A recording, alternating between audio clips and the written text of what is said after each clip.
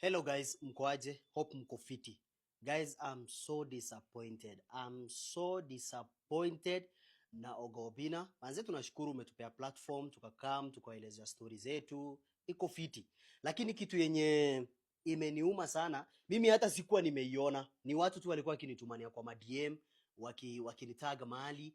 Imagine tulipiga picha na yeye. Alafu hii picha, hebu angalieni hii picha vile inakaa. Yeye nyinyi mwenyewe muone.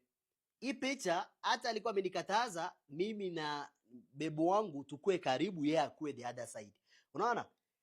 Amepiga picha akiwa hapo katikati yetu na mimi sikuwa nimeona kwa sababu picha ilikuwa inapigwa nikiangalia mbele. Kumbe alikuwa ameshika demu yangu na side. Ameshika hapa demu yangu vile mnaona hapa. Hiyo si respect poa manze. Hiyo si kitu fiti. Mimi picha hata hakunitumania, alikuwa ametumania demu yangu. Mimi hakunitumania hiyo picha, alikuwa amemtumania demu yangu. Mimi kitu nataka kutoka kwako Oga Obinna, tafadhali apologize. Hiyo si kitu fiti. Imeonyeshana picha mbaya, watu wengi walikuwa wakiniuliza, wewe ulikuwa wapi? Demu yako akiwa ameshikwa hapo, wewe ulikuwa wapi? Mbona umekubali? Kitu kila mtu ananiuliza ni mbona umekubali Oga Obinna ashike demu yako hivyo? Huyo si bibi yako.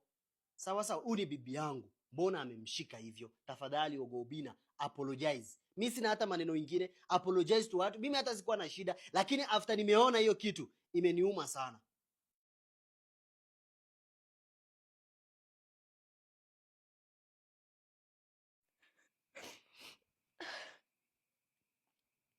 Obinna, sasa ona kitu umefanya. Aki Obinna, tafadhali enda apologize. Enda apologize yeye. Sasa anadhani mimi niko na kitu na wewe. Vile sasa unakuja kusema ati mimi ni Queen Obinna. Unajua hiyo kitu amechukulia serious na anadhani mimi niko na kitu na wewe. Sasa yako kusema hadi amechukua ring yangu ameenda. Aki tafadhali please eka hiyo kiburi yako chini, akienda apologize basi juu sasa hii relationship yangu iko kwa shida, iko at risk. Aki tafadhali Obinna, do it for me aki.